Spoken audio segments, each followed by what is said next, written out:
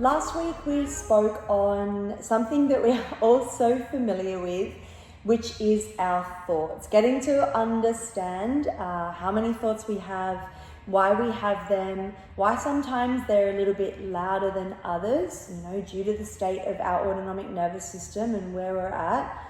And also due to our environment, right? Again, we can't control that, but it plays a huge role in what's going on in our mind, right? And we spoke about thoughts being the first part of the triangle. Again, this model has been shared to me from a beautiful friend of mine, and we also took this model to New Zealand when we went to speak in the schools there. So understanding that if this is a triangle, here at the top here, it doesn't look like a very good triangle. So 1, 2, 3, right?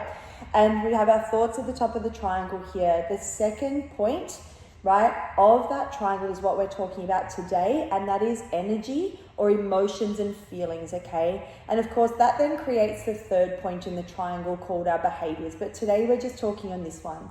Right, and again, I'm going to keep these videos really nice and short. You'll hear me in my yoga teachings here at Meg Space really dive into these topics each week here as we move through our practices. So when we were speaking on our thoughts last week, I mentioned to you guys that it's really not the thoughts that are the issue, right? We have 60 to 70,000 thoughts a day, and if we are not conscious with them, then we tend to repeat about 80 to 90% of those the next day, and so on and so on and so on. That's why it can feel really frustrating to have the same behavior, right, repeat itself consistently in our head. So hopefully this gives you a bit of an understanding of what we can do to change the behavior, right? So as I said before in the first video, that this triangle can go one of two ways, right? We can have this triangle, thoughts, feelings, and behaviors, and that can be backed with fear-based thoughts, right? And we know that they don't feel so hot. The other option is to have this triangle, thoughts, feelings, and behaviors, backed with the energy of love or acceptance or self-compassion, and that creates a better feeling behavior. How do we do that? It's right here. This is the energy. It is a vibration, right? It's just like what I'm doing to you here. There's a vibration through this channel. You're listening to me, right? You're potentially also noticing vibration and energy around you, okay? So everything is energy, everything. Your body is energy. What you eat is energy. This device is energy. And it all carries a certain vibration, okay? It's like a radio station, and it's like you're changing between different channels, okay? Our job is to recognize when our vibration, our emotions, or our feelings are on kind of a low vibration or a low frequency radio station, right? We're listening to the radio station and it sounds shit. We don't like how it feels, we don't like the dialogue we're speaking to ourselves, and we don't like the experiences we're having, because that is a reflection of the channel that we're on. Now, it's really cool to understand that as humans, we have the ability to change the dial, because we have what's called a prefrontal cortex in our brain. Now, I'm going to be talking about that a little bit when I get to the behaviors. This part in our brain, in the human brain, right? Animals don't have that. They don't have this part in the brain here, which sits at the pineal gland, right? And again, that's a different conversation for today, but this gives us the ability to see. Without going too far into it, if this triangle is a fear-based triangle, again, thoughts, feelings, and behaviors that are backed by the energy of fear, the vibration of fear, that's the lowest frequency we can have, we lose access to our prefrontal cortex. And again, I'll go into that in the next conversation, which means we're not able to see and we're not able to rewire new neural pathways to create a different behavior.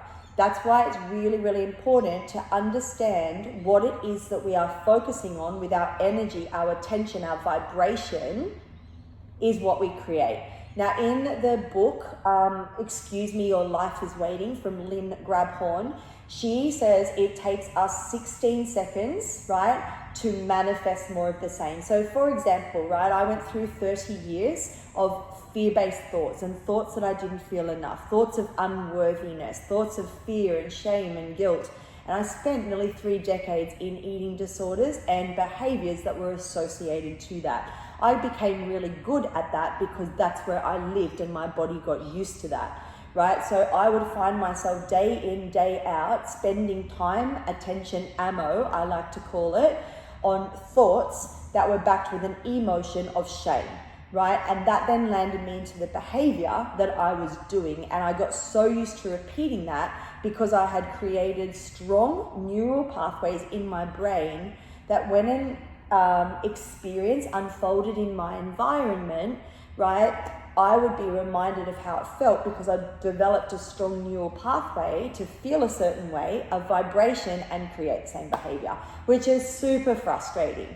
So what we have to do is we have to become aware of the thoughts that we're thinking. So when we notice we have a fear-based thought, one of unworthiness, shame, guilt, resentment, jealousy, judgment, comparison, right?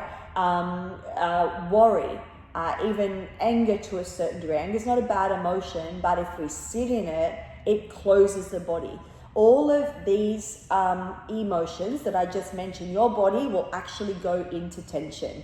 It sends your nervous system into a survival state, which actually means you can't access your prefrontal cortex. The body isn't open, the prefrontal cortex isn't open, your upper trapezius, cranial nerve 11, has come up. This is cranial nerve 11 here, your accessory nerve, your traps in your neck, and your psoas muscle actually grips on and closes to protect your genitals, and you're protecting your heart.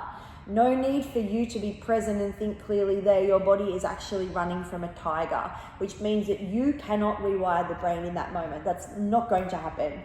So what we need to do is pay attention to the body. All of you that come to my classes know I speak on this so much because even when I was unwell, no one told me to listen to this. Not one person said, listen to what your body is doing. Instead, it was do all of these external things to try to fix what was going on here. And of course, that is never, ever going to work.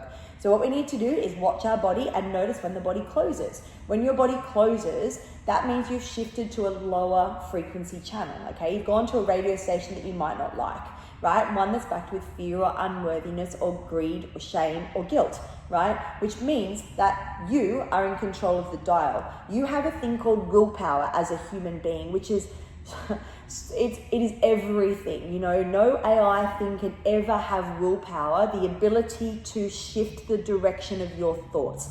So what we need to do is notice when the body closes or goes into tension. Ask yourself, is this needed or is this necessary? Am I about to die? Likely answer is no, which means it's just discomfort, which means you can breathe out, take the armor off, communicate to your body through your vagus nerve, which connects your gut and your brain. That's cranial nerve 10. You breathe from here, not here. You don't want to send the nervous system into tension. You exhale. Your exhale is your superpower. Think of that as the circuit breaker.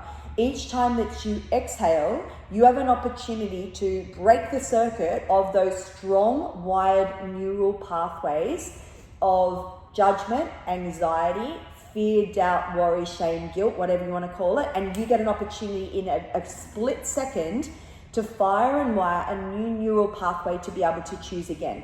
That is the energy. So if we look at the emotional scale, which is in my book, What's Your Language, and you can see the emotional scale of 24 main emotions. At the top of that scale of the ladder is gratitude, love, right, and self-compassion. At the very bottom is fear and unworthiness.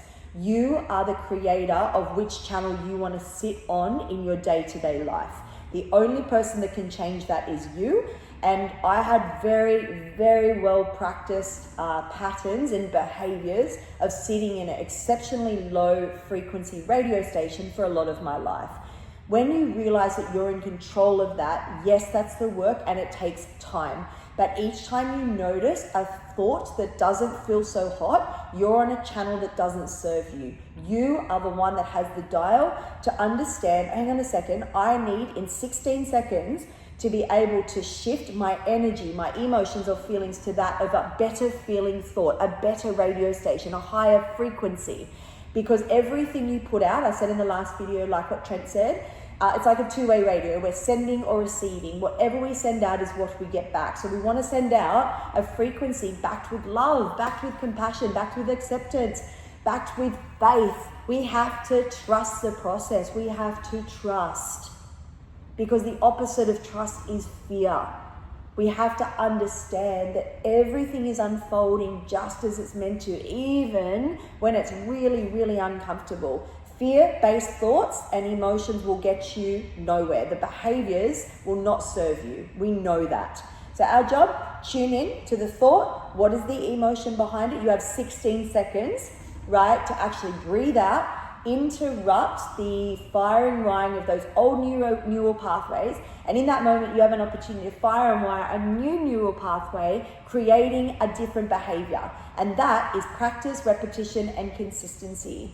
I hope that helps understand the second part of the triangle of our health, which of course is our emotions and feelings. They are simply energy, vibrations. It's up to us what radio station we want to be on. Be what you want to see in another person and in the world out there. Much love, everyone. If you have been coming to my classes here at MedSpace, I am so grateful. It's been an honor to share with you all. If you are watching this from afar, there will be plenty of online events, talks and seminars coming up. The first one being my nervous system reset course. Now that is for members here, or it is also for anyone who's not a member here, because it's done completely online so that our teenagers can watch it too.